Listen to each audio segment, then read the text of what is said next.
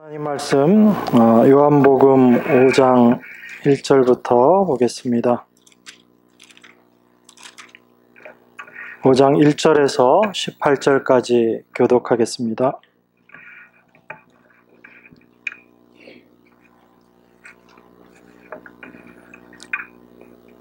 그 후에 유대인의 명절이 있어 예수께서 예루살렘에 올라가시니라.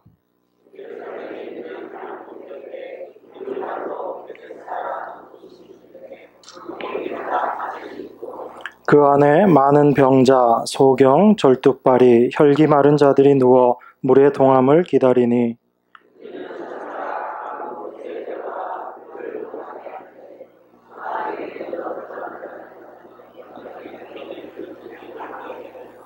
거기 38년 된 병자가 있더라.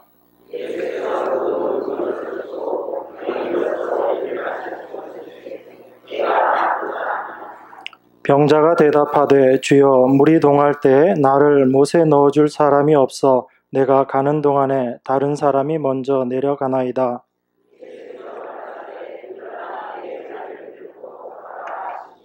그 사람이 곧 나아서 자리를 들고 걸어가니라. 이날은 안식일이니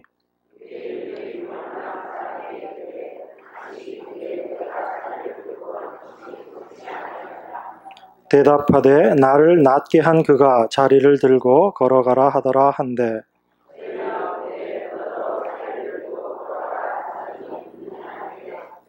고침을 받은 사람이 그가 누구인지 알지 못하니 이는 거기 사람이 많으므로 예수께서 이미 피하셨음이라.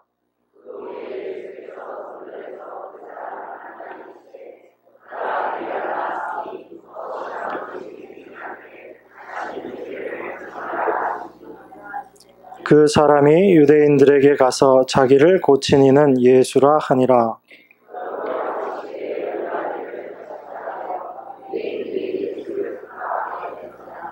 예수께서 저희에게 이르시되 내 아버지께서 이제까지 일하시니 나도 일한다 하시매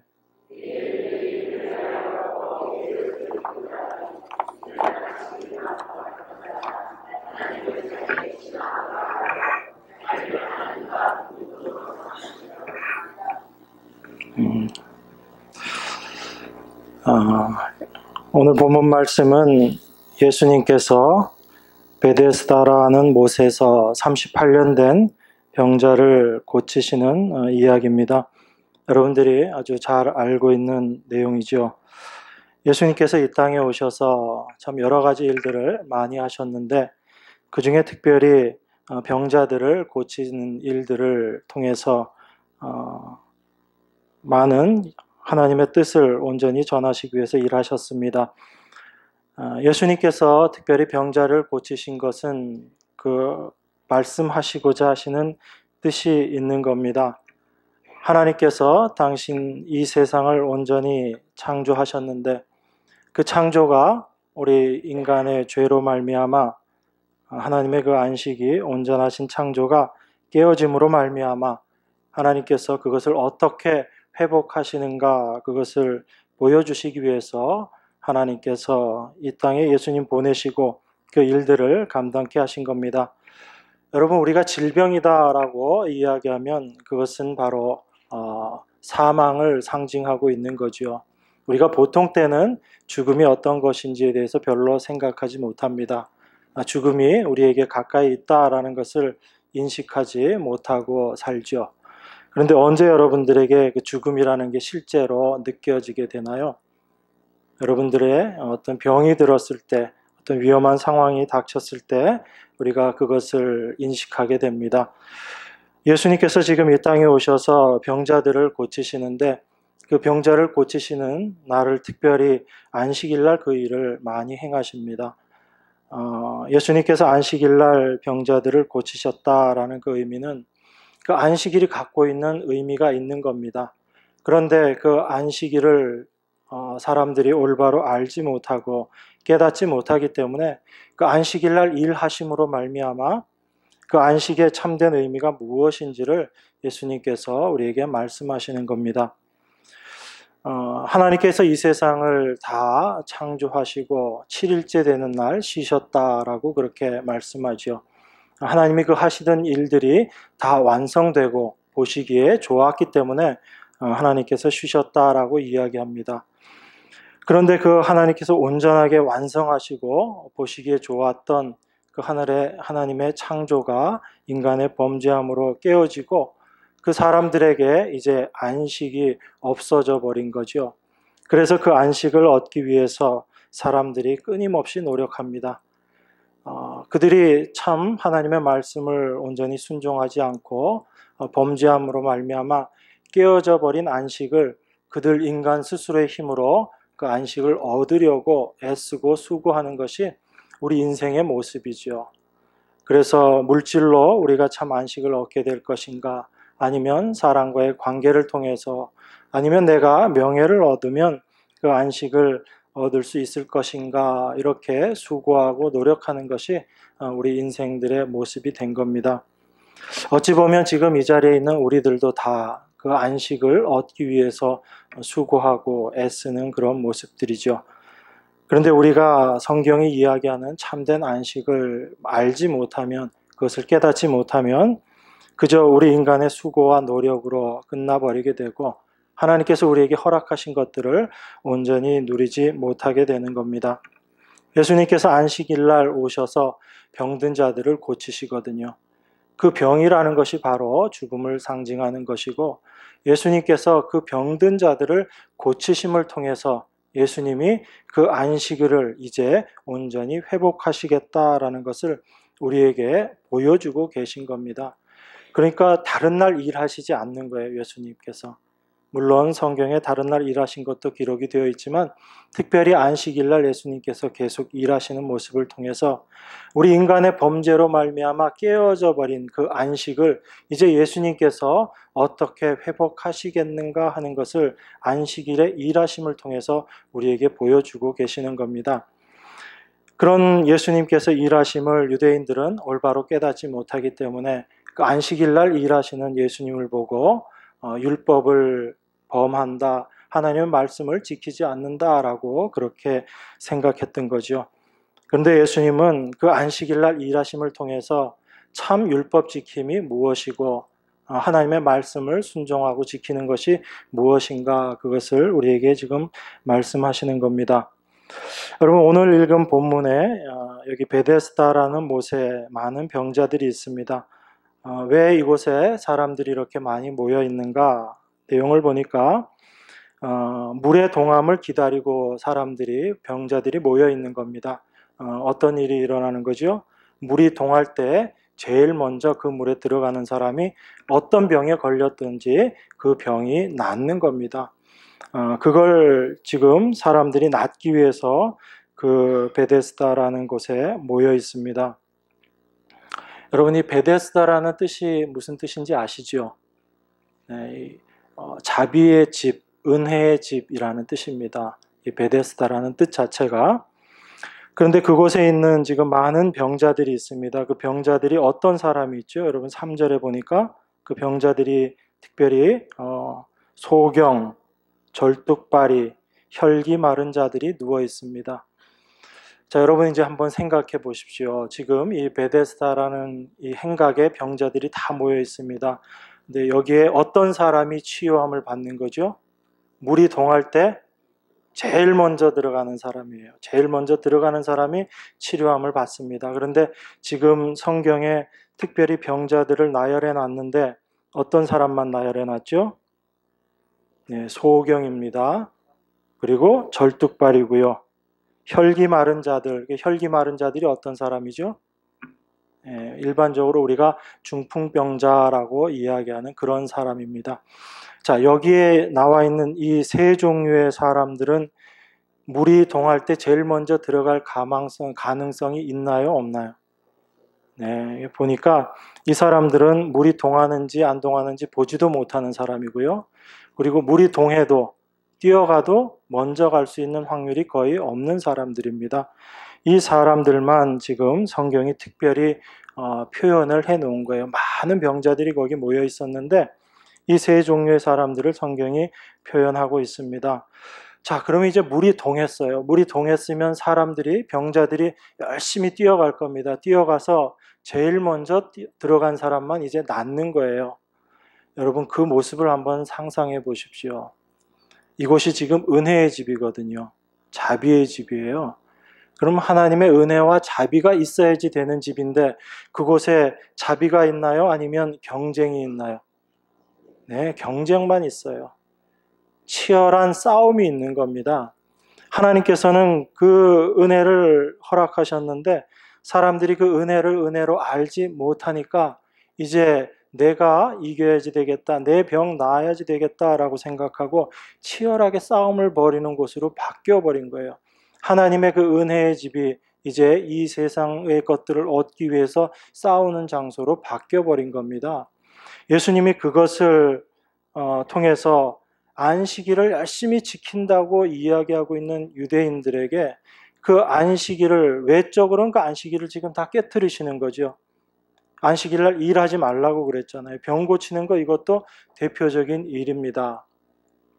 유대인들이 안식일을 얼마나 열심히 지켰는가 하면 그 안식일 자체를 지키기 위해서 또 수십 가지의 규례들을 만들어 놔요. 그래서 하루에 걸을 수 있는 걸음수도 정해져 있습니다. 유대인들에게는 안식일 날은. 그리고 어떤 건 일이고 어떤 건 일이 아니고 하는 것들을 아주 수십 가지를 정해 놓는 거예요. 그래서 그런 것들을 하지 않으면 안식일을 지키는 것이고 그런 것들을 하면 안식일 범하는 거기 때문에 율법을 범하는 것이다. 그렇게 생각하고 있었던 겁니다. 그래서 안식일 날 자기가 누웠던 자리를 들고 걸어가는 것, 이것도 일이거든요. 그러면 안식일을 범하는 겁니다. 여러분, 안식일 범하면 율법을 통해서 보면 어떻게 되는 거죠? 안식일 범하면 죽는 거예요. 안식일 범하면 율법을 범하는 거기 때문에 죽는 겁니다. 여러분, 수많은 율법이 있는데 율법 중에서 아주 심한 잘못을 규율해 놓은 율법하고 아주 사소한 잘못을 써놓은 율법하고 심한 거 안 지키면 큰 벌 받고 사소한 거 안 지키면 작은 벌 받나요? 그거 아닙니다. 율법은 어떤 사소한 거라도 그것을 어기게 되면 죽는 거예요. 그게 율법의 두려움입니다. 그러니까 이스라엘 백성들이 지금 자기가 살겠다고 열심히 율법 지키고 있는 거예요. 안식일 지키고 있는 겁니다. 그런데 그 안식일을 열심히 지키면서 사실은 그 안식일의 의미가 무엇인지는 모르고 안식일을 외적으로 지키고 있는 거죠. 그 모습이 바로 지금 이 베데스다라는 곳에서 자기의 병 낫기를 위해서 기다리고 있는데 그 은혜의 집 앞에서 은혜가 무엇인지를 알지 못하고 지금 자기 스스로 살겠다고 그렇게 수고하고 애쓰고 있는 그 모습을 우리에게 보여주는 겁니다. 그런데 그 은혜의 집에 참된 은혜이신 진리의 실제이신 예수님께서 오신 거죠. 오셔서 어떤 일을 하십니까? 그들이 지금 지키고 있었던 그 안식일이라는 율법은 오히려 깨트리시면서 참 진리가 무엇이고 참 은혜가 무엇인지를 지금 예수님께서 보여주고 계신 거예요. 38년 된 병자, 자기가 물이 동할 때 열심히 뛰어가고 싶어도 자기를 그곳에 넣어줄 사람이 없어서 자기는 지금 계속 이 모습으로 있다라고 이야기하는 그 사람에게 예수님께서 참 은혜가 무엇인지 이제 베풀어 주시는 겁니다. 이 사람이 그 하나님의 은혜를 경험하고 자기의 병이 낫게 되는데 이 사람이 어떤 수고도 없는 겁니다. 내가 그 못을 향해서 달려가지 않아도 되고요. 자기가 그것을 위해서 누구에게 외치지 않아도 되는 겁니다. 그냥 그 모습 그대로 있는데 예수님께서 찾아오셔서 그 병에서 고침을 해주시는 거예요. 그 사람의 참된 안식을 주시는 겁니다. 이게 은혜로 말미암아 주님께서 우리에게 보여주시고자 하시는 안식이에요. 하나님께서 우리에게 그 안식을 주시기 위해서 이 세상을 창조하신 거죠. 창세기 우리 한번 보겠습니다. 창세기 2장 말씀 한번 보겠습니다.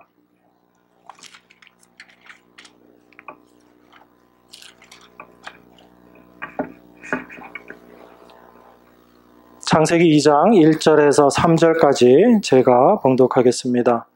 천지와 만물이 다 이루니라.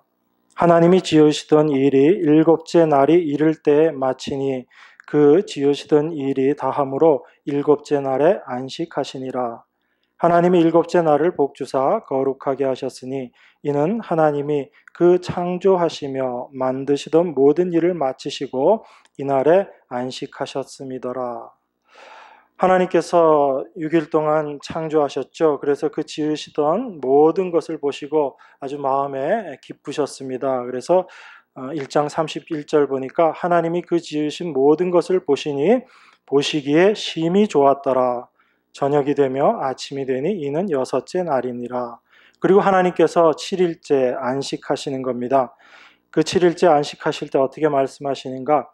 하나님이 일곱째 날을 복주사 거룩하게 하셨으니 이는 하나님이 그 창조하시며 만드시던 모든 일을 마치시고 이날에 안식하셨음이더라. 하나님께서 7일째 되는 그날을 복주시고 거룩하게 하셨다고 그래요. 거룩하게 하셨다는 얘기는 구별하셨다는 얘기입니다. 하나님께서 그날을 특별히 복주신 거예요. 우리가 복을 되게 좋아하는데 우리에게 복을 주셔야지 하나님이 어디에다 지금 복을 주신 거예요? 날에다가 복을 준 겁니다. 이게 좀 이해가 가세요? 왜 하나님이 그 날에다가 복을 주셨을까? 복을 주려면 자기가 창조하신 그 피조물들에다가 복을 좀 주시면 좋지. 우리들에게 복을 주시면 좋지. 왜 하나님께서 그 날에게다 복을 주셨는가라는 겁니다. 여러분, 하나님께서 일곱째 날 그 안식하셨습니다. 그러면 여덟째 날은 하나님께서 일하셨을까요? 뭐 하셨을까요? 모르겠어요? 여덟째 날 뭐 하셨을지? 상상해 보세요. 하나님 여덟째 날 뭐 하셨을까? 네, 안식하셨죠. 아홉째 날은요? 네, 안식하셨고, 열째 날은요? 네, 그러면 7일째 이후 쭉 하나님께서 어떻게 하신 거예요? 안식하신 거예요. 그게 안식일의 의미입니다. 그게 하나님께서 그 일곱째 날을 복 주셨다의 의미예요. 여러분, 그러면 우리 인간들은 언제 창조되었죠? 며칠째 되는 날 창조됐죠? 네, 6일째 되는 날 창조됐어요. 그죠? 그리고 나서 인간이 창조되고 나서 눈을 딱 떴습니다. 눈을 뜨니까 그때가 무슨 날이, 몇 번째 날이에요? 여섯째 날 이러시는 분들이 가끔 계시더라고요. 네, 일곱째 날이죠. 그죠? 창조되고 나서 눈 떴더니 일곱째 날인 겁니다. 그럼 인간에게 있어서의 첫 번째 날, 그 시작은 뭐로부터 시작되는 거예요? 안식으로 시작이 되는 겁니다. 그러면 여덟째 날은 우리 인간이 일해야 될까요? 안식해야 될까요? 안식해야죠. 그게 안식일을 주신 의미예요, 여러분. 그런데 우리는 일곱째 날 안식하고 여덟째 날 일해야지 되는 걸로 자꾸 생각합니다. 그 일하는 것을 통해서 내가 안식을 누리려고 해요. 그게 우리가 하나님의 안식을 온전히 누리지 못하는 이유입니다.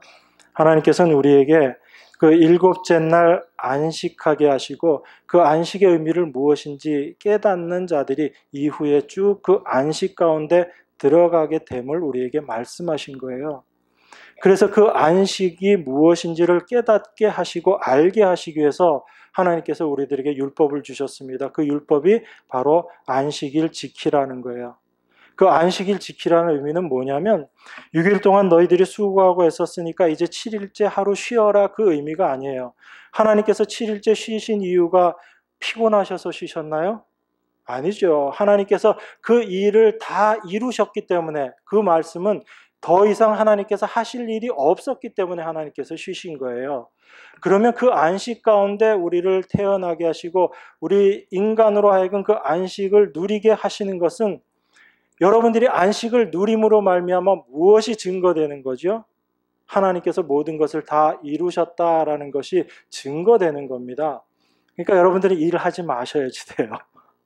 이제부터 안식만 하셔야지 되는 겁니다.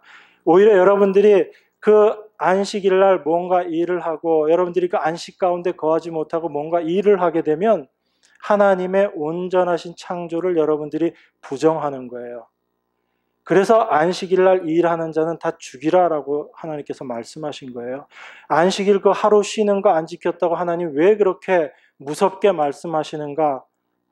안식일 날 일하는 것 자체가 무엇을 같이 이야기하고 있는 것이냐면 하나님께서 이 세상을 온전하게 창조하시고 완전하게 창조하셨습니다 라는 것을 거부하는 모습이거든요. 하나님은 이 세상을 완전하게 다 이루어 놓으셨어요. 하나님이 보시기에 심히 좋으실 정도로 완성해 놓으신 거예요. 그런데 그 완성해 놓은 것을 우리가 믿지 못하고 우리가 뭔가를 좀 더해서 이 하나님의 완성에다가 우리가 뭔가를 좀 더해야지 된다라고 생각하게 되면 하나님이 온전하게 창조하신 그 창조를 우리가 부정하는 거죠. 그래서 하나님께서 안식일 날 일하는 자를 다 돌로 쳐 죽여라 그렇게 말씀하시는 겁니다. 거기에 큰 의미가 있는 거예요. 그래서 우리는 안식일을 지키면서 뭘 생각해야지 되는 거예요. 그냥 피곤하니까 하나님 나 하루 쉬게 해주셨나 보다 이거 생각하는 건가요? 아니죠. 하나님께서 다 하셨다라는 것을 기억하는 겁니다. 내가 할 것이 있다 없다 없다라는 것을 기억하는 거예요. 그런데 우리는 그 안식일 날 쉬면서 뭐 생각하고 있죠? 내일 뭐 해야지 되는데 오늘 내가 왜 이런 모습으로 있는가? 그 모습으로 지냈던 사람들이 이스라엘 백성입니다. 여러분 아모스서에 보면 그 말씀 나오는 거 여러분들 보셨을 겁니다. 언제 이 월삭이 지나고 언제 이 안식일이 지나겠는가 그러면서 탄식하는 이스라엘 백성들의 모습이 나와요. 빨리 이 월삭이 지나야지 내가 나가서 장사하고 빨리 이 안식일이 지나야지 내가 나가서 밀을 구해가지고 또 장사를 하고 이윤을 남길 텐데 왜 안식일 날 내가 이러고 있는가 그러고 있다고요. 이스라엘 백성들이 그렇게 안식일을 지킨다고 지켰어요. 그게 안식일을 지킨 건가요? 아니죠. 안식일 지킨 거 아닙니다. 하나님께서 모든 것들을 다 이루어 놓으셨다라는 것을 우리로 하여금 생각하고 기억하게 하시기 위해서 그 안식일을 지켜라라고 하셨던 겁니다. 여러분 그 안식일과 같이 연결되어 있는 내용이 안식년이라는 거예요. 그럼 안식년은 몇 년에 한 번씩 지키게 될까요? 7년에 한 번씩. 안식년은 어떤 해죠? 여러분들도 안식년, 저희 교회 목사님들은 안식년 잘 못 지키시던데 여러분들이 쉬게 해 주셔야지 되는데 어쨌든 그 안식년은 7년째 되는 해가 되면 아예 땅이 쉬게 만들어 버리는 거예요. 농사를 안 짓는 겁니다. 그러면 1년 동안 농사 안 지면 어떻게 돼요? 굶어 죽을 것 같죠? 그죠? 그러니까 이스라엘 백성들이 안식년 지켰을까요? 안 지켰을까요? 대답을 못 하시네. 안 지켰어요? 안식년 안 지켰어요. 안식일은 그나마 좀 지킵니다. 일주일에 한 번 그냥 쉬는 거니까 몸도 피곤하니까 쉬어야지 그러고 지키는데 안식년은 도무지 안 지켜요. 이스라엘 백성들이. 1년을 쉬게 되면 그 다음 해가 걱정이 되는 거죠. 또 농사 쉬게 되면 그 해 먹을 것도 걱정이 되죠. 그런데 하나님 뭐라고 말씀하셨냐면 너희들 안식년 지켜라 그러십니다. 그리고 6번째 되는 해에 평소 때보다 3배 소출을 줄 테니까 너희가 안식년 지켜라 그럽니다.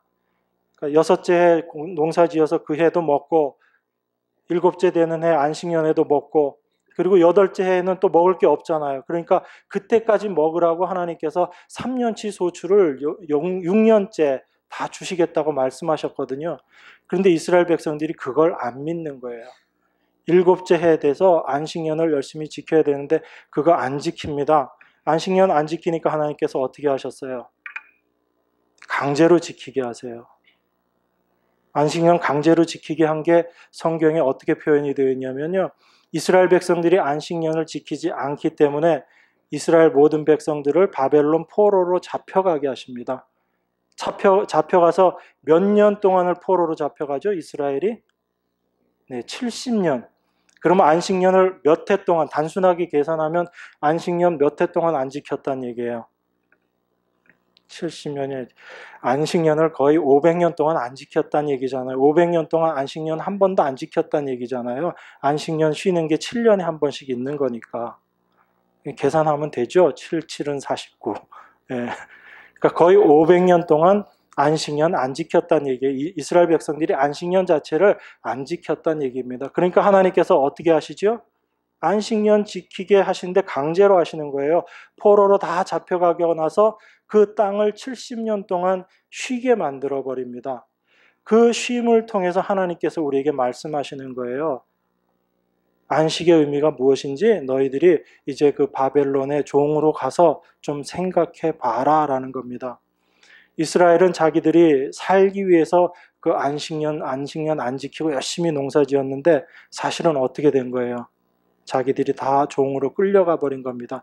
그리고 나서 자기네들이 쉬지 않았더니 이제 하나님께서 70년 동안 그 땅을 쉬게 하셔서 땅이 안식을 누리는 거예요.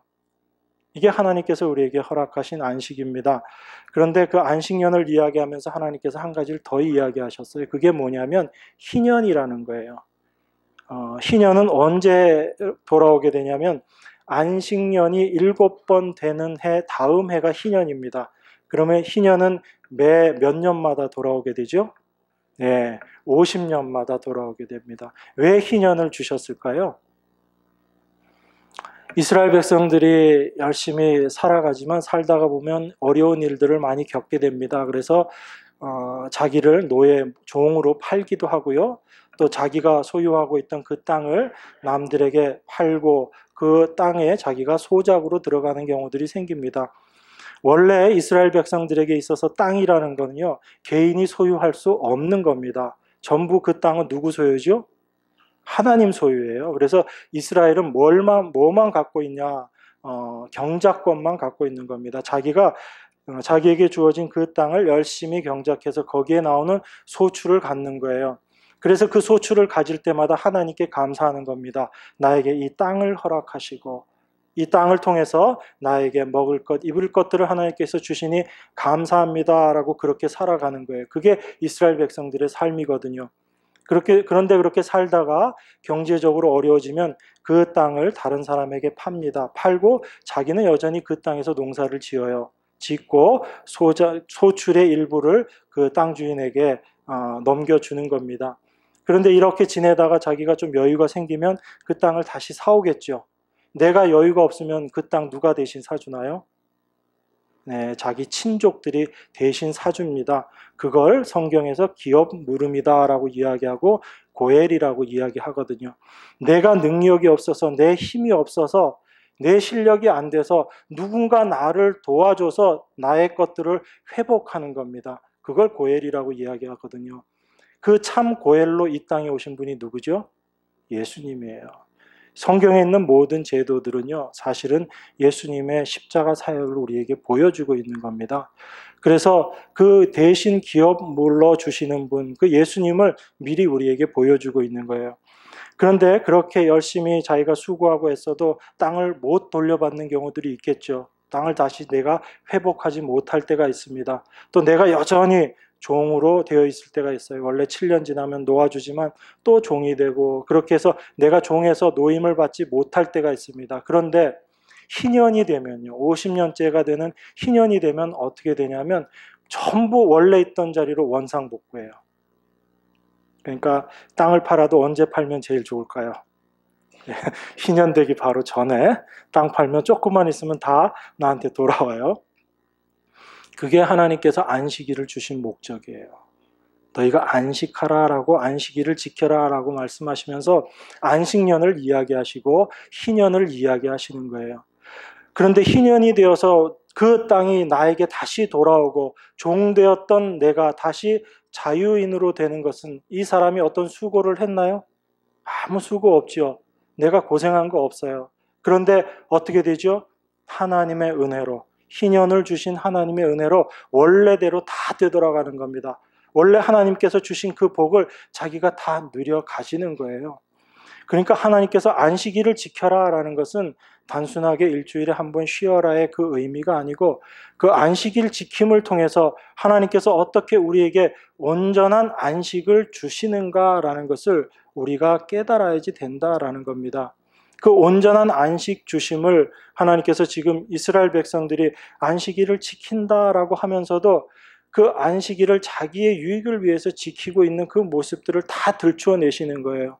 다시 말씀드려서 안식일은 율법은 열심히 지키고 있는데 사실은 그 율법 지킴을 통해서 무엇을 드러내고 있냐면 나는 이렇게 하나님이 주신 율법을 잘 지키고 있는 그런 사람입니다 라는 자기 의의를 지금 드러내고 있는 거예요.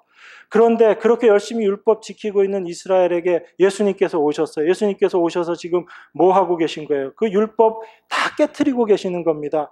나는 열심히 안식일 지킨 것을 내 의로 삼고 내 의로 쌓아가고 있었는데 예수님께서 지금 그거 다 허물어 버리시는 거예요. 너희들 지금 안식일 지킨다고 하지만 니들 다 가짜야 라고 이야기하시는 겁니다. 그러면서 더 심한 말씀도 하셨죠. 나중에 보니까 예수님이 너희 아비가 다 마귀다라고 이야기하고 있어요. 이스라엘 백성들은 지금 열심히 하나님 말씀 지킨다고 생각하고 율법 지킨다고 생각하고 내가 하나님의 자녀다라고 생각하면서 그렇게 지내고 있었는데 예수님 오셔서 너희들이 지금 율법 지키는 거는 하나님이 누구신지도 너희들이 모르고 엄한 거 지금 하고 있는 거다라고 말씀하시는 거예요. 그러니까 자기가 지금까지 쌓아놨던 그 의의가 다 무너지게 되니까 이스라엘 백성들이 이제 예수님을 죽여야지 되겠다라는 생각을 하는 거죠. 그런데 오늘 본문 말씀 보니까 예수님이 안식일만 범할 뿐 아니라 또 뭐까지 말씀하시는 거예요. 예수님 자신이 하나님의 아들이다라고 그렇게 말씀하시는 겁니다. 오늘 본문 5장 16절, 17절, 18절 제가 다시 읽겠습니다. 그러므로 안식일에 이러한 일을 행하신다 하여 유대인들이 예수를 핍박하게 된지라. 예수께서 저희에게 이르시되 내 아버지께서 이제까지 일하시니 나도 일한다 하시매 유대인들이 이를 인하여 더욱 예수를 죽이고자 하니 이는 안식일만 범할 뿐 아니라 하나님을 자기의 친아버지라 하여 자기를 하나님과 동등으로 삼으심이러라. 그냥 안식일만 예수님께서 깨트리고 계신 게 아니고 왜 안식일날 일하는가 그랬더니 예수님께서 이렇게 말씀하시는 거예요. 내 아버지께서 일하시니 나도 일한다 라고 이야기합니다. 하나님께서 지금 왜 일하고 계시죠? 하나님께서 온전히 이루어 놓으셨던 그 안식을 우리 인간이 범죄함으로 말미암아 깨트려 버린 거죠. 그래서 그 안식 가운데 거함으로 말미암아 하나님의 온전하신 창조를 말씀하고 그 안식을 우리가 누림으로 말미암아 하나님께 영광 올려드리는 거거든요. 안식일을 지켜서 내 의의를 쌓는 것이 아니고 우리가 안식일을 통해서 하나님께서 모든 것들을 해놓으셨습니다라는 것을 고백하면서 하나님께 영광 올려드리는 건데 그 안식이 우리 인간의 범죄함으로 말미암아 깨져버린 거예요. 그래서 하나님께서 지금 그 안식을 다시금 회복하시기 위해서 일하고 계신 겁니다. 그런데 예수님께서 그 하나님의 일하심을 지금 이 땅에서 눈에 보이시는 예수님의 일하심의 모습으로 지금 우리에게 보여주고 계신 거예요. 그래서 내 아버지께서 일하시니 나도 일한다라고 말씀하시는 겁니다. 그러니까 유대인들 입장에서는 더 뒤집어질 일이죠. 그냥 안식일만 일하는 것도 아니고 이제는 자기를 하나님의 친아들이다라고 그렇게 이야기하고 있는 거니까 하나님 아버지를 열심히 섬기고 있었던 유대인들의 입장에서는 그 예수님을 그냥 둘 수 없는 겁니다. 그래서 유대인들이 예수님을 죽여야지 되겠다라고 그렇게 생각하는 거죠. 예수님께서 이 베데스다에서의 이 일을 통해서 우리에게 안식이 무엇인지를 우리에게 설명하고 계십니다. 그리고 우리가 분명히 알아야 될 것은 우리가 어떻게 이 안식에 들어가게 되는가라는 것을 우리가 알아야지 됩니다. 우리 창세기 말씀 한 군데 더 찾아보겠습니다. 우리 창세기 5장입니다.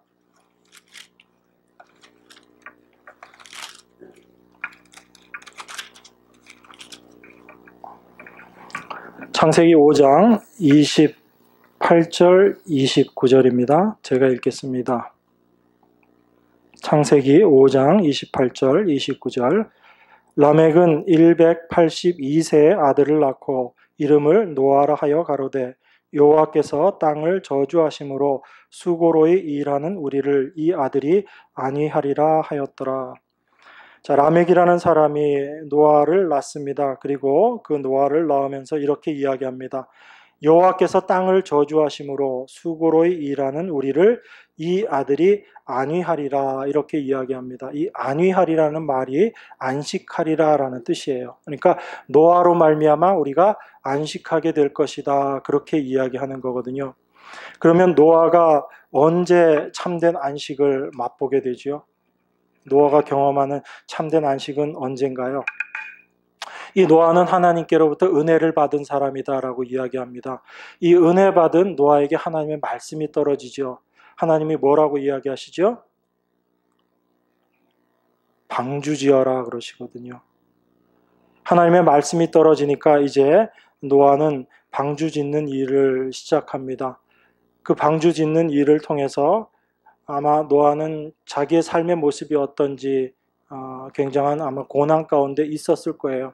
어쨌든 노아가 자기의 이름대로 참된 안식을 누리게 되는 건 언제 그 안식을 경험하게 되죠? 노아가 이 세상이 심판받을 때입니다. 이 세상이 심판받을 때 노아가 참된 안식을 경험하게 돼요. 이게 하나님께서 주시는 안식이구나 라는 것들을 경험하게 됩니다. 노아의 그 삶을 통해서 노아가 자기가 깨닫게 된 그 안식이 무엇인가 라는 것을 고백하는 삶의 모습이 방주 사건 이후에 나타나게 되죠. 그게 뭐냐면 노아가 포도주에 취해가지고 벌거벗은 모습으로 드러나게 됩니다. 노아가 포도주에 취해가지고 벌거벗고 있으니까 그 아들들이 어떻게 해요? 우리 아버지 벗었네 그러면서 놀리죠. 근데 그 놀리는 것 상황 속에서 나머지 아들들은 그 노아의 벗은 몸을 가려줍니다.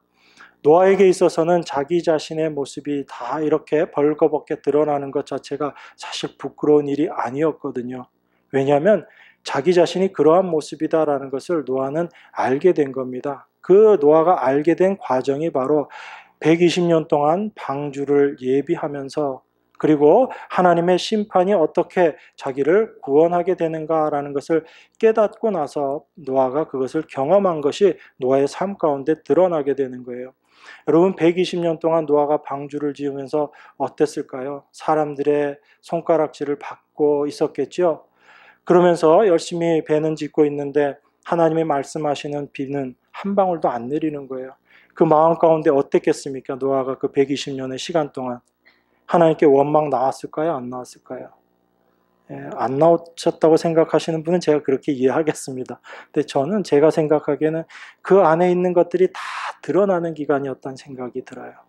노아는 그 120년 동안 배를 지으면서 하나님의 말씀을 받고 은혜를 받은 자기인데 그런데 그 배를 짓는 기간 동안에 다른 사람들은 다 뭐하고 있죠? 시집가고 장가고 열심히 먹고 사는 것들 합니다. 노아도 그 일 하는 거예요. 그 일 하면서 뭘 하냐면 배를 짓고 있는 겁니다. 방주 짓고 있는 거예요. 그런데 그 방주 짓고 있는 노아를 주위에서 뭐라고 할까요? 야, 너 참 잘하고 있다 그럴까요? 아니죠. 방주를 짓는데 그것도 산꼭대기에다 방주 짓고 있는 거예요. 그런 노아에게 사람들이 다 손가락질 할 겁니다. 제 정신 나간 애다. 그랬을 거예요. 그런데 그 손가락질을 받고 사람들한테 손가락질 받는 건 그래도 참을만 해요. 그런데 나에게 말씀 주신 하나님이 도무지 나타나지 않는 거예요. 안 보이는 겁니다. 그 노아의 마음이 어땠겠어요? 그 120년의 기간 동안. 그런데 자기가 그 방주를 예비했던 것이 참 하나님의 구원을 위한 일이었다라는 것을 언제 알게 되냐면 심판이 임했을 때 알게 됩니다. 그것을 알고 나서 내가 그 방주를 준비하면서 내가 수고하고 애쓰고 많은 것들이 있었지만 그것 자체가 중요한 것이 아니고 하나님의 말씀이 나를 지금까지 이렇게 끌고 와서 그 방주 짓게 하였다는 것이고 그 방주를 통해서 내가 구원받는 것이구나라는 걸 노아가 알았다는 거예요. 그것이 하나님께서 허락하신 안위함입니다. 안식 주심이에요. 그걸 노아가 경험했거든요. 나의 어떤 것들로 내가 안식을 얻는 것이 아니다라는 걸 안 겁니다. 그래서 노아가 우리 인간적으로 보기엔 참 안 되는 반대의 행동을 하는 거죠. 자기 자신이 실수하고 벌거벗어 놓고 그거 가지고 이야기한 아들을 저주해 버립니다. 왜 그러냐? 그 방주를 통해서 구원받은 하나님의 은혜가 무엇인지를 쟤는 몰랐다라는 얘기입니다. 나의 수고와 노력으로 내가 구원함을 받고 하나님의 은혜 가운데 안식 가운데 들어가는 것이 아니고 하나님의 은혜가 나를 그 안식 가운데로 들어가게 하는 것이다라는 것을 깨닫지 못했다라는 거예요. 그런데 그것을 알았던 노아의 아들들은 어떻게 하죠? 노아의 벌거벗은 몸을 가려줍니다. 그게 하나님의 은혜거든요. 여러분의 모습이 어떻게 드러나야 되냐면요. 사실은 노아처럼 그렇게 벌거벗은 몸으로 다 드러나야지 돼요. 내가 하나님 앞에 얼마나 불가능하고 내가 무능한 자인지가 여러분들이 다 드러나셔야지 돼요. 그게 드러나게 될 때 하나님의 은혜가 내가 무엇인지를 내가 이제 알게 되는 겁니다. 그때 우리가 하나님의 은혜 가운데로 들어가게 돼요. 하나님이 그 일을 누구를 통해서 또 우리에게 그림자로 보여주셨는가? 이스라엘 백성들을 통해서 하나님께서 그것을 우리에게 보여주셨습니다. 예, 히브리서 말씀 한번 보겠습니다. 히브리서 4장.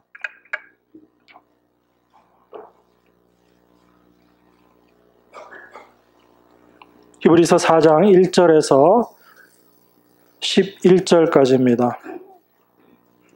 제가 봉독하겠습니다. 히브리서 4장 1절에서 11절입니다. 그러므로 우리는 두려워할지니 그의 안식에 들어갈 약속이 남아 있을지라도 너희 중에 혹 미치지 못할 자가 있을까 함이라. 저희와 같이 우리도 복음 전함을 받은 자이나 그러나 그 들은 바 말씀이 저희에게 유익되지 못한 것은 듣는 자가 믿음을 화합지 아니함이라. 이미 믿는 우리들은 저 안식에 들어가는도다. 그 말씀하신 바와 같으니 내가 노하여 맹세한 바와 같이 저희가 내 안식에 들어오지 못하리라 하셨다 하였으나 세상을 창조할 때부터 그 일이 이루었느니라. 제7일에 관하여는 어디 이렇게 일렀으되 하나님은 제7일에 그의 모든 일을 쉬셨다 하였으며 또다시 거기 저희가 내 안식에 들어오지 못하리라 하였으니 그러면 거기 들어갈 자들이 남아 있거니와 복음 전함을 먼저 받은 자들은 순종치 아니함을 인하여 들어가지 못하였으므로 오랜 후에 다윗의 글에 다시 어느 날을 정하여 오늘날이라고 미리 이같이 일렀으되 오늘날 너희가 그의 음성을 듣거든 너희 마음을 강팍해 말라 하였나니 만일 여호수아가 저희에게 안식을 주었다면 그 후에 다른 날을 말씀하지 아니하셨으리라. 그런즉 안식할 때가 하나님의 백성에게 남아있도다. 이미 그의 안식에 들어간 자는 하나님이 자기 일을 쉬심과 같이 자기 일을 쉬느니라.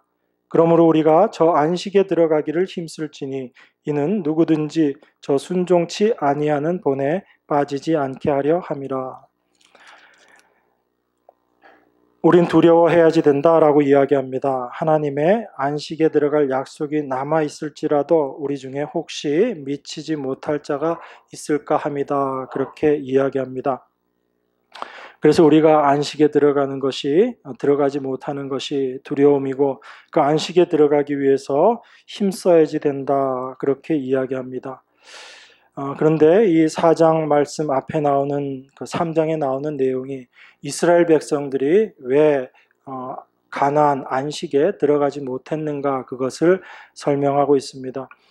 하나님께서 이스라엘 백성들을 광야 40년을 돌리시죠. 광야길을 헤매게 하시면서 그 40년 동안 먼저 나온 자들은 다 죽게 하십니다.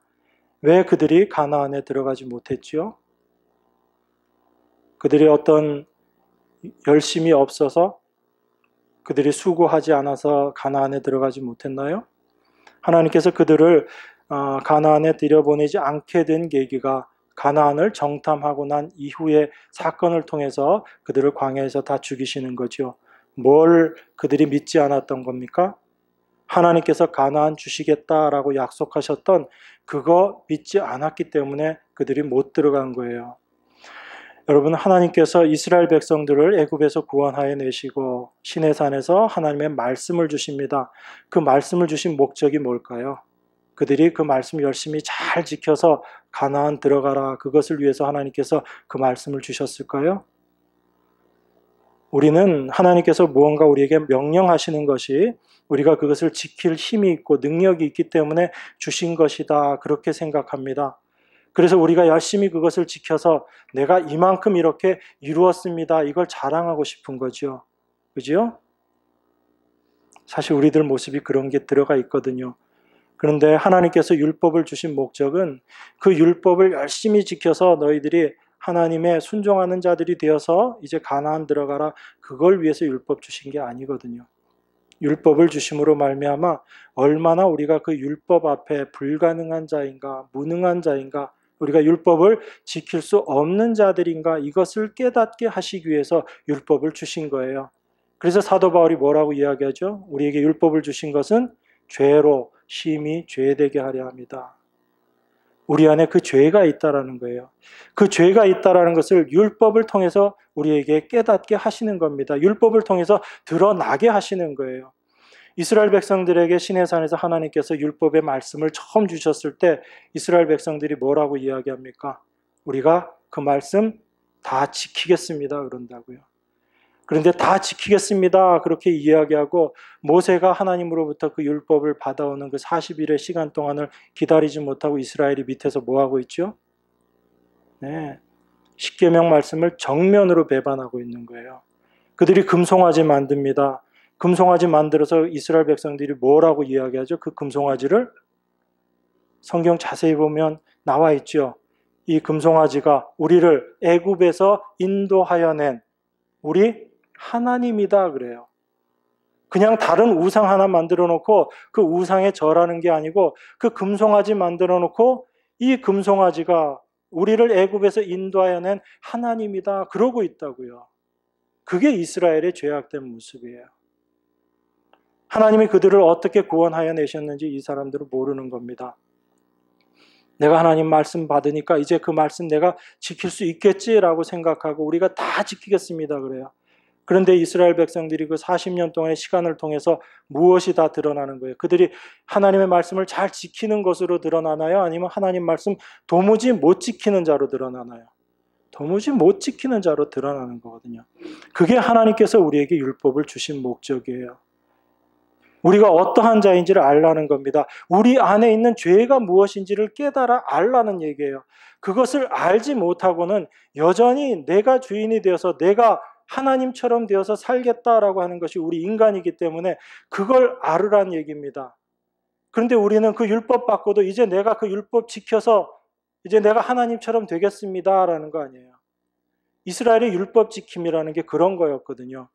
하나님께서 그 율법을 통해서 너가 어떤 존재인지를 알아라 라고 말씀하셨는데 이스라엘은 그 율법 열심히 지키면서 내가 이제 하나님처럼 되었습니다 라고 이야기하는 겁니다. 그 모습이 하나님을 알지 못했던 바울의 모습 속에서도 드러났잖아요. 내가 율법의 의로는 흠이 없는 자다라고 바울이 얘기했어요. 안 지킨 게 없었다는 얘기입니다. 하나님의 말씀을 그대로 이루어낼 만큼 자기가 하나님의 위치까지 간 거죠. 그런데 그 바울을 어떻게 하나님께서 깨트리시죠? 예수 그리스도를 통해서 그 안에 있는 바울의 본질이 어떤지를 다 드러내시는 거잖아요. 하나님을 만나고 나서 사도 바울이 어떻게 되죠? 눈이 멀어버립니다. 나는 빛 가운데 거하는 자고 하나님의 말씀을 잘 지켜서 순종하는 자인 줄 알고 있었는데 예수 그리스도 부활하신 하나님을 만나고 나니까 사도 바울이 어둠 가운데로 들어가 버린 거예요. 내가 어둠이었구나. 내 본질이 내가 하나님 말씀 열심히 지키면서 산다고 하고 있었지만 그런 내가 어둠이었구나라는 것을 사도 바울이 깨닫게 된 겁니다. 그 바울의 눈에서 비늘이 벗겨지고 나서 그가 하나님의 일을 이제 감당케 되는 거예요. 그 바울의 나중의 고백이 뭐지요? 나의 나된 것이 하나님의 은혜다라고 이야기합니다. 내가 다른 사도들보다 더 열심히 죽도록 내가 일했지만 나의 나된 것이 하나님의 은혜다였어요. 그 이전에 바울은 어땠어요? 내가 율법의 의로는 흠이 없는 자다라고 그렇게 자기의 의를 세우던 사람이었거든요. 하나님의 말씀이 임하게 되면 우리를 그 모습으로 끌고 가는 거예요.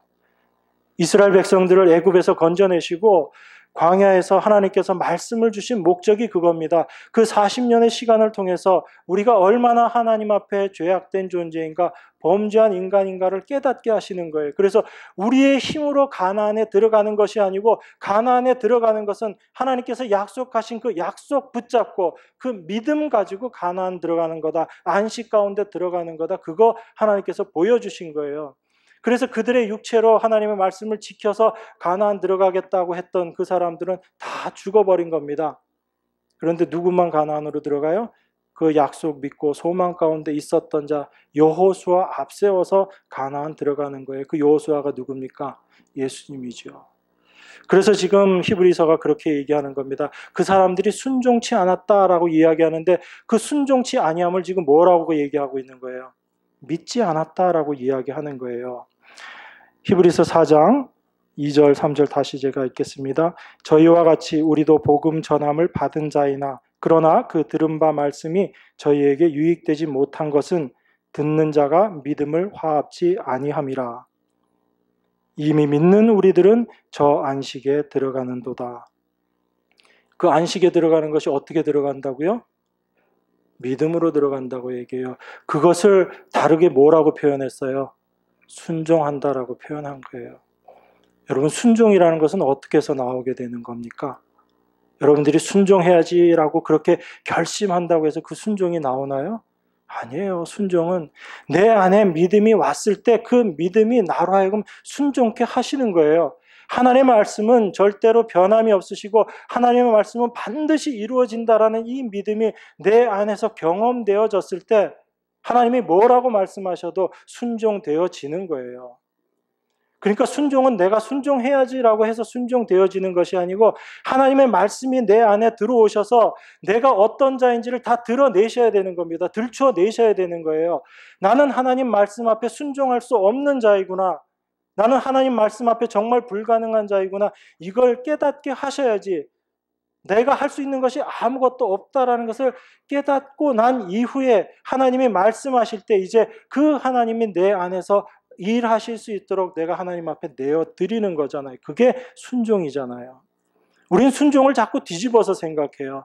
하나님의 말씀 주시면 그거 내가 다 지키겠습니다. 이걸 순종으로 생각한다고요. 순종은 그 반대입니다. 오히려. 나는 그것을 할 수 없다라는 것이 철저하게 깨달아지고 난 이후에 그 이후에 하나님께서 나에게 무엇을 말씀하시든지 나는 이제 내가 하는 것이 아니기 때문에 하나님 말씀 앞에 순종되어지는 거예요. 내가 순종하는 게 아니고 순종되어지는 겁니다. 이것을 믿음으로 안식에 들어간다라고 이야기해요. 그러면 하나님께서 여러분들을 이 안식 가운데로 집어넣기 위해서 어떤 일을 하실까요? 참된 소망이 무엇인지 우리에게 보여주시는 거예요. 가나안이 어떤 곳인지 보여주시는 겁니다. 그리고 보여주시면서 우리의 삶의 모습들을 간섭하시기 시작하는 거예요. 우리의 것들을 다 깨트려 버리시는 겁니다. 우리를 벌거벗은 자로 만들어 버리시는 거예요. 그것이 하나님께서 여러분들을 믿음 가운데 순종함 가운데 들어가게 하셔서 안식을 얻을 수 있도록 여러분들을 인도하시는 하나님의 방법이에요. 그것을 이스라엘의 삶을 통해서 우리에게 먼저 보여주셨다고요. 그리고 오늘 히브리서에서도 이렇게 이야기합니다. 여러분, 히브리서 4장 12절, 13절 우리 같이 읽겠습니다. 히브리서 4장 12절, 13절입니다. 하나님의 말씀은 살았고 운동력이 있어 좌우에 날선 어떤 검보다도 예리하여 혼과 영과 및 관절과 골수를 찔러 쪼개기까지 하며 또 마음의 생각과 뜻을 감찰하나니 지으신 것이 하나라도 그 앞에 나타나지 않음이 없고 오직 만물이 우리를 상관하시는 자의 눈앞에 벌거벗은 것 같이 드러나느니라. 하나님의 말씀 앞에 우리를 세우시는 거예요. 그 하나님의 말씀은 어떻다고요? 살았고 운동력이 있어 좌우에 날선 어떤 검보다도 예리하다라고 얘기합니다. 이 세상에 어떤 검이 있어서 혼과 영과 관절과 골수를 다 찔러 쪼개겠어요? 어떻게 우리의 마음의 생각과 뜻을 다 드러내겠습니까? 그런데 하나님의 말씀이 우리 안에서 그 일을 하신다는 얘기예요. 여러분 안에 있는 마음의 그 생각이 무엇인지 뜻이 무엇인지를 하나님께서 다 들춰내시겠다는 거예요. 여러분 오늘 주일이라 여러분들 다들 잘 차려입고 이렇게 오셨는데 잘 감추고 오신 거죠. 그죠? 이렇게 얼굴도 잘 감추시고 그렇게 오셨습니다. 그런데 이 모습이 다 드러나게 되면 어떨까요, 여러분? 상상만 해도 두렵죠. 그죠? 내가 지금까지 잘 감추면서 신앙생활 했는데 남들은 나의 이 모습 모르지만 내가 지금까지 그래도 잘 버텨왔는데 근데 하나님의 그 말씀이 내 안에 들어오셔서 이거 다 들춰내시는 거예요. 발가벗겨 버리시는 겁니다. 그런데 이게 하나님의 은혜라는 거예요. 우리는 그것을 하나님의 은혜로 생각하지 못할 때가 너무 많거든요. 그런데 하나님의 은혜는 어떻게 우리를 만드시는가? 그 하나님의 말씀이 우리 안에 들어오셔서 우리의 마음의 생각과 뜻을 감찰한다라고 얘기합니다. 내가 무슨 생각을 하고 있는지, 내 뜻이 무엇인지, 나도 알지 못하고 있었던 내 안에 감추어져 있었던 그 죄악된 본성이 무엇인지를 하나님의 말씀이 다 들춰내신다는 얘기예요. 그래서 우리를 어떻게 하신다고요? 하나님 앞에 다 드러내신다고요. 지으신 것이 하나라도 그 앞에 나타나지 않음이 없고 오직 만물이 우리를 상관하시는 자의 눈앞에 벌거벗은 것 같이 드러나느니라. 하나님의 말씀이 이 일을 하시는 거예요. 이스라엘 백성에게 하나님께서 광야로 끌어내시고 하나님의 말씀을 주시고 나서 그 이스라엘 백성들의 모습이 어떠한지를 그 벌겨벗겨 버리시는 거예요. 그들이 갖고 있었던 그 모든 것들을 하나님께서 다 깨트려 버리시는 거예요. 그리고 나서 그들을 어떻게 하십니까? 가나안으로 데리고 가시는 거예요. 그게 하나님의 은혜입니다. 그것이 하나님께서 우리를 하나님의 안식 가운데로 인도하시는 모습이에요. 그럼 우리가 어떻게 힘써야 되죠? 저 안식에 들어가기를 힘쓸지니라 그랬는데 우린 그 힘쓴다라는 게 무슨 의미예요 그럼? 열심히 막 순종하려고 애쓰고 그게 힘쓰는 게 아니잖아요. 하나님의 말씀이 여러분 안에 들어와서 여러분들을 그렇게 발가벗겨 놓을 때 하나님 이게 내 모습 맞습니다 라고 그 하나님의 말씀을 여러분들이 믿는 것, 그게 힘쓰는 거예요. 다른 게 힘쓰는 게 아니란 얘기입니다. 여러분들이 그 하나님의 하나님의 말씀을 듣고 내가 그 말씀 앞에 벌거벗은 것으로 드러날 때 이게 내 모습 맞네요 하나님. 나는 하나님의 은혜가 아니면 절대로 그 안식 가운데 들어갈 수 없는 자고 나는 하나님의 말씀을 도무지 하나도 지킬 수 없는 자입니다 라는 이 고백하는 것, 이걸 믿음이라고 이야기하고 이걸 순종이라고 이야기하고 이걸 우리가 안식에 들어가기를 힘쓴다라고 이야기하는 모습이에요. 그렇게 자기 자신의 모습이 온전히 다 벌겨벗겨지는 겁니다. 예수님께서 십자가에서 어떻게 달리셨어요, 여러분? 정장을 하고 달리셨어요? 아니죠. 실오라기 하나 걸친 거 없이 다 벌거벗은 몸으로 예수님께서 십자가에 달리셨어요. 그 예수님의 십자가의 달리심이 바로 우리를 대신해서 달리심이라고 얘기하잖아요. 우리가 바로 그 모습으로 십자가에 달려야지 되는 거예요. 그 예수님과 우리가 하나가 될 때 우리의 모습이 그렇게 벌거벗은 몸으로 다 드러나는 겁니다. 그게 창피한 게 아니에요. 내가 그 벌거벗은 자임을 내가 발견하게 될 때 우리는 이제 누구께로 나아가게 되는 겁니까? 예수 그리스도 앞으로 우리가 나아가게 되는 거예요. 그러니까 우리를 벌거벗기심이 진정한 하나님의 은혜다라는 것을 우리가 알아야지 됩니다. 우리 14절에서 16절까지 읽고 말씀 마치도록 하겠습니다. 4장 14절에서 16절입니다. 그러므로 우리에게 큰 대제사장이 있으니 승천하신 자 곧 하나님 아들 예수시라. 우리가 믿는 도리를 굳게 잡을지어다. 우리에게 있는 대제사장은 우리 연약함을 체휼하지 아니하는 자가 아니요 모든 일에 우리와 한결같이 시험을 받은 자로 돼 죄는 없으시니라. 그러므로 우리가 긍휼하심을 받고 때를 따라 돕는 은혜를 얻기 위하여 은혜의 보좌 앞에 담대히 나아갈 것이니라. 우리에게 큰 대제사장이 있다라고 말씀하십니다. 그분이 바로 하나님의 아들 예수라고 말씀하시고요. 우리가 바로 그 믿는 도리를 굳게 잡으라라고 이야기합니다. 믿음 가운데 들어가고 그 믿음 가운데 거하라라는 얘기예요. 그 예수님은 우리 연약함을 체휼하지 아니하시는 자가 아니다라고 이야기합니다. 모르시는 분이 아니다라는 얘기예요. 이 땅에 육신을 입고 오셔서 인간이 얼마나 불가능하고 무능한 존재인지를 예수님께서 다 아신 겁니다. 인간이 얼마나 죄 가운데 사로잡혀 있는 자인지를 예수님께서는 다 아셨다라고 말씀하셨어요. 그렇지만 예수님은 죄가 없으신 분이시다 그렇게 이야기하시죠. 우리의 모든 사정을 다 아시는 그 예수님 앞에 우리가 담대하게 나아가는 겁니다. 내가 어떤 모습인지 이제 발견되었다면 그것을 아는 자라면 내가 나아갈 곳은 예수 그리스도의 십자가밖에 없다라는 것을 알게 되는 거죠. 그 사람만이 참된 안식을 경험하게 됩니다. 참된 쉼을 얻게 돼요. 내가 하던 것을 이제 내려놓게 됩니다. 그래서 이렇게 이야기하죠. 16절 후반부에 보면 은혜를 얻기 위하여 은혜의 보좌 앞에 담대히 나아갈 것이라. 하나님의 은혜를 얻기 위해서 우리가 뭔가를 하는 게 아니에요. 은혜 받기 위해서 은혜 가운데 나아가는 겁니다. 은혜 가운데로 나아갈 수밖에 없는 자는 무엇을 경험한 자예요? 내가 할 수 있는 것이 아무것도 없습니다라는 것을 경험한 자만이 하나님 은혜 아니면 내가 아무것도 할 수 없습니다. 하나님 은혜만이 나를 살리게 됩니다라는 것을 고백하는 자죠. 아직도 여전히 내가 뭔가 할 수 있다라고 생각하는 사람은요, 하나님의 은혜 보좌 앞에 못 나가는 거예요. 아직도 내가 할 게 남아있기 때문에. 그런데 내가 할 게 아무것도 없다라고 벌거벗겨진 자들은 하나님의 은혜 아니면 나는 이제 살 수 없습니다라는 그 고백을 할 수밖에 없기 때문에 은혜 보좌 앞에 나갑니다. 어떻게 나가요? 담대히 나가는 거예요. 내가 할 수 있는 게 없기 때문에 주님 아니면 나는 안 됩니다라는 이 담대함을 우리에게 하나님께서 허락하시는 거예요.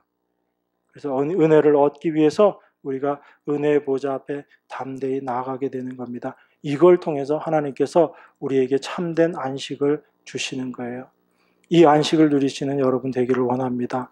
하나님의 은혜 보좌 앞에 담대히 나가는 여러분들 되시기를 원합니다. 이렇게 기도하겠습니다. 하나님 아버지, 우리가 어떤 모습인지 말씀을 통해서 깨닫게 하시니 감사드립니다. 우리의 힘과 능력으로 하나님께 나아가는 것이 아니요 오직 예수 그리스도의 십자가에 다 이루신 은혜로 말미암아 저희가 주님 앞에 담대히 나가는 줄 믿습니다. 우리 안에 이 은혜가 있게 하시고 말씀을 통해서 우리가 하나님 앞에 어떠한 존재인지를 깨닫게 하셔서 오직 주님만 바라보며 믿음으로 나아가는 저희들 될 수 있도록 축복하여 주시옵소서. 귀하신 예수 그리스도 이름 받들어 기도드리옵나이다. 아멘.